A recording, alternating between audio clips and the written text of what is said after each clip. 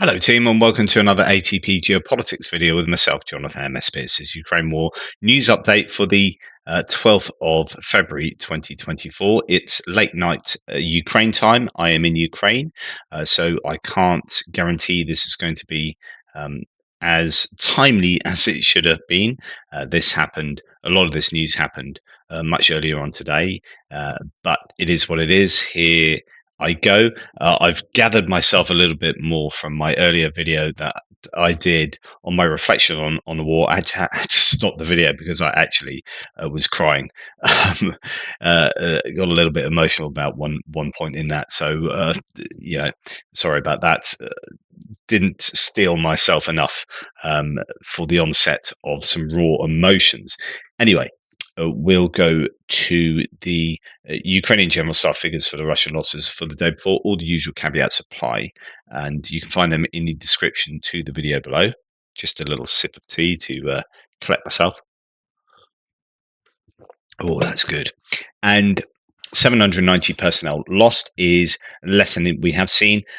Tim White was saying on his appraisal of this that it could be because it is a Monday, the weekend drag, as he says, but it might not be as well. I mean, sometimes that does take an effect, sometimes not. 10 tanks, 21 APVs, so fairly high on the APVs. 6 artillery systems, one of the lowest numbers we've seen in that category for some time. And to be fair, with a lack of ammunition, counter battery fire is going to be affected, that's for sure. But 10 tanks and 21 APVs is still fairly useful for the Ukrainians.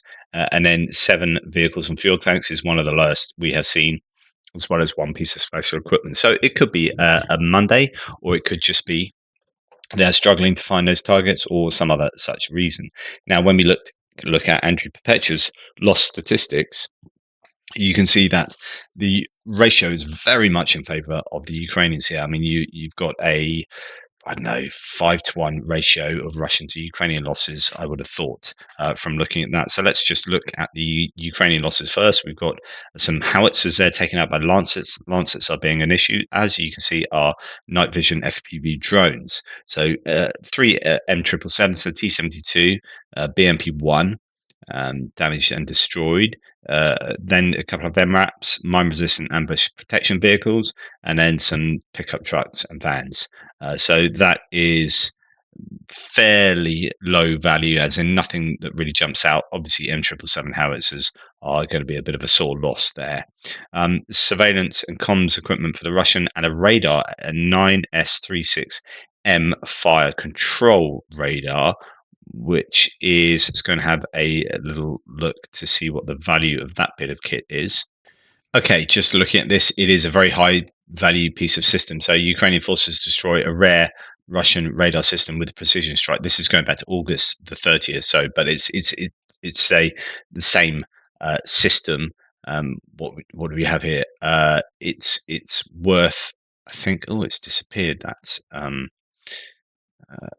That paragraph, but it is worth 40 million. Here we go. Russians lost a rare 9S36M radar unit of a Book M3 air defense system by HIMARS strike. This was before, as I mentioned, unit prices around $40 million, and not many of these vehicles, which were introduced in 2015, have been manufactured. So that is already, far outstrips the Ukrainian losses, I would have thought, in terms of its value. Then you've got 2 multiple launch rocket systems in there, damaged though, of course, not necessarily destroyed, but still a bit of an issue. And a number of different tanks, ranging from T-62s up to T-80s there. And then we go into the infantry fighting vehicles, rather a lot of those, BMP-2s and 1s, and then some MTLBs as well. Followed by a number of trucks and a whole host of civilian vehicles. So FPV drones doing an awful lot of damage there to these Russian vehicles and equipment. Gimler's strike, interesting, and D Pick'em, so that's a cluster munition. Good to see a couple of those cluster munitions still being used. So there's another one there.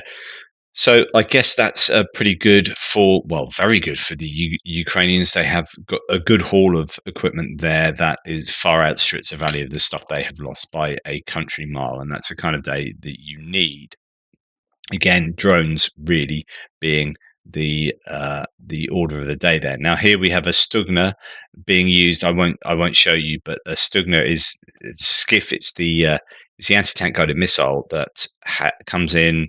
Well, it has two components. One is a screen with a up to 50-meter wire going to the launcher, so the person launches it. Then it has a uh, laser guidance from there, or infrared guidance, uh, and the person with these screens kind of steers it. And anyway, we've seen it be used a number of times against troops. Here's a troop accumulation. This would ideally be where you would see artillery being used, but I guess this is an indication that they are low on artillery shells. Anyway, up to 15 Russian soldiers killed at once. This is a big explosion you get from that. So probably more effective than an artillery round, to be quite honest. Yeah, good use. Took out quite a number of Russians there. Then we have a catastrophic explosion of a TOS-1A, a thermobaric multiple launch rocket system. A Baba Yaga drone chases down this TOS-1A and then drops a mortar bomb on it. My guess is they might have lost that Baba Yaga in that, because it was such a big explosion. You can see the explosion come up to uh, towards the Baba Yaga, which is the vampire octocopter, and yeah, it could well be that it cuts out there because that drone was pretty much destroyed.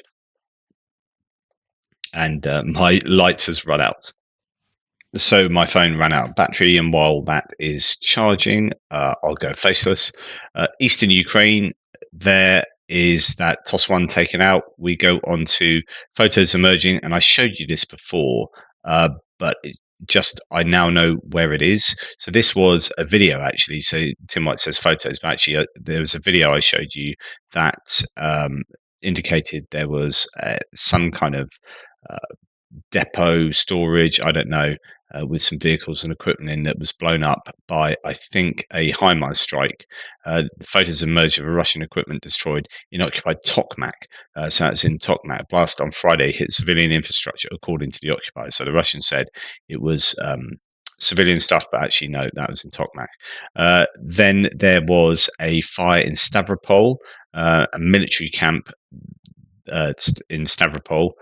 Apparently, the headquarters caught fire. They're passing it off as a short circuit, but not too sure that's the case. So, Stavropol in Russia. The firefighters were rushing to the scene there to deal with that fire. Then, just want to show you this. This is another Russian troop sent to denazify Ukraine, and of course, this person is clearly a Nazi himself. Another good, wholesome Russian Orthodox soldier sacrificing his free time to try and help denazify the big bad Ukrainian neighbor. Yeah, or whatever. Not whatever from Spartan News, but whatever from that man.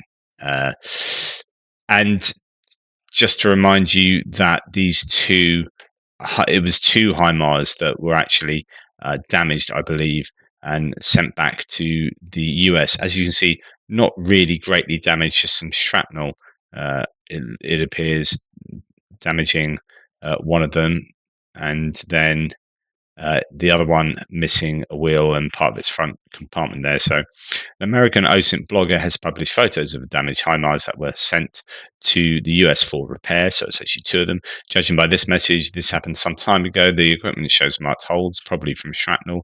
HIMARS were delivered by a heavy transport plane, AN-124. The photos show that one unit is missing the front right wheel and has damage to the bottom of the FMTV cabin, and the other one shows damage from the shrapnel in the cockpit area. We would like to point out that this is the first documentary evidence of damage to HIMARS in a war in Ukraine. Earlier, the Russians repeatedly claimed that these MRSs had been destroyed, but there were no confirmation of this. There was no confirmation of that. I showed you a couple of videos from Military History, Military Summary, or whatever the channel is, claiming that. Now, one of them could have been a HIMARS getting damaged, or at least there's no, basically neither the video showed any direct damage to any HIMARS, but you try to join the dots as possibly if the HIMARS was still in that kind of tree line, it might have been sprayed by some of the shrapnel there. Well, actually, that could have been one of those, but you just can't tell, to be fair. Right, moving on to distance strikes now. So last night, during the night, Russia attacked Ukraine with 17 Shaheeds, a Kh-59 guided air missile, and S-300 rockets fired from Belgorod. Ukraine brought down 14 of the 17 Shahed drones. That's fairly good. Russia is dropping 40 heavy bombs on Avdiivka every day, bombs of 250, 500, 1,500 kilogram masses. So these are huge bombs on occasion, like the 1,500 kilogram ones are massive. Ukraine needs means to combat Russian air superiority as soon as possible. Absolutely. Ukraine battle map says Ukraine would need two things in particular to combat Russian glide bombs: several more Patriot air defense systems and F-16s with good radars equipped with 100+ kilometer AMRAAMs. There is no known additional Patriots being transferred to Ukraine, and it is unknown what the F-16s will have, although there is talk that they'll have fairly decent distance strike capability, but that could well be air to surface missiles as opposed to air to air missiles. Anyway, this is a massive issue. I mentioned in my previous video that we were driving on the road today and Genya was getting pinged by someone fairly high up in the Avdiivka area saying carb bomb. So these are the KAB, that's how they say it: carb bomb, and it's like ping, ping, ping, just like that. It is getting absolutely hammered by those pretty horrific bombs there. And this is, I'm including this, I didn't realize this was reported in the news back on the 4th of January, but this was explained to me, 4th of February, sorry. This was explained to me by someone today who was showing me pictures of the Grom-1 missile that was destroyed or fell in Kherson. He was saying, yep, this happened just recently, and it's a bit of a shocker. So the Russian invaders fired at Kherson with the latest Grom-1 high-precision air-to-ground missiles, so fired from planes. The photos are with the remnants of the missile were published on Twitter. The Russian aerospace forces fired at Kherson's residential quarter with Grom-1 air-launched missiles, which were adopted in 2013. So these are relatively new bits of kit being used by the Russians. Just a new missile on the block, I guess. In the published images featuring the remnants of the missile, the resemblance to the Grom-1 missile is evident, attributable to the distinctive curved tail control surfaces. Anyway, that's that. Thought I'd add that one in. Actually, it might be worth reading the rest of it. This is not the first case of using a missile of this type after the start of the full-scale invasion. The first unsuccessful use of the Grom-1 missile was on March 12, 2023, due to technical problems. Missile fell in the suburbs of temporarily occupied Donetsk. Oops. It should be noted this is the first confirmed case of the use of missiles by this type by Russians in the Kherson direction. Before that, the remnants of missiles were found in Donetsk and Kharkiv region. Developed for use with Su-57 fighters. So those are the really new ones, fifth generation ones, but was also integrated with Su-34s, 35s, and Su-30 armament systems. It's a 594 kilogram missile capable of covering a distance of up to 120 kilometers, equipped with inertial guidance system. Ooh, that's a rumbling of a explosion just nearby. As well as a satellite one. This allows the missile to be used again stationary targets at previously loaded coordinates. So warhead is high explosive fragmentation, weighing 315 kilograms. Yes, that's another explosion. Get my noise cancelling headphones off just to make sure it's not getting closer. Mi-24 helicopter chasing Ukrainian kamikaze drones in the Leningrad region. Note the Russian aerospace forces established special helicopter units designed to hunt drones. So it's worth just looking at briefly. A helicopter there, and the drone it's trying to chase. Now, actually, I have read elsewhere that this is a one of the electronic warfare Mi's actually, is it the 2PN? Mi 8 2PN or something? So yeah, trying to take down a drone. I don't know how successful it was. Doesn't appear to be shooting at it or anything, so he's probably trying to use electronic warfare to do that. Me 24. Oh, I forget the designation. Sorry, it's yeah. I could look that up, but it's late. Anyway, Tim White here reporting in other bits and pieces for this segment. A Ukrainian national youth basketball player has been murdered in Germany. So the Ukrainian Basketball Federation posted news on Saturday night, or of Saturday night's tragedy in Dusseldorf. It's alleged that the 17-year-old victim, Volodymyr Yermakov, and a colleague were attacked just for being Ukrainian. He died of knife wounds. I think they've now arrested a 15-year-old, which is, yeah, absolute shame. What a shame. In Pavlohrad, so that's, I was there the other day, around 35,000 people are without water after what officials say was the action of Russian snipers. I thought that was interesting. The town of Ternivka sees 10,000 properties without mains water after a pumping station in Dnipropetrovsk region was hit. So it's amazing what snipers can do, not just about, in fact, I met a sniper who was often shooting at sort of cameras, as opposed to human beings. You automatically assume they're just going to be shooting other soldiers, but this guy was shooting a lot of cameras and trying to take out surveillance and comms equipment, which is obviously a really valid target to be taking out. So yeah, here it could be a case of shooting, because you can get some really high caliber, sniper guns that can go through armor and whatnot. So you can use them to take out things like infantry fighting vehicles if you hit them in the right place. So yeah, I don't know what would have been hit there, but a pumping station has been taken out. Ooh, more explosions by snipers.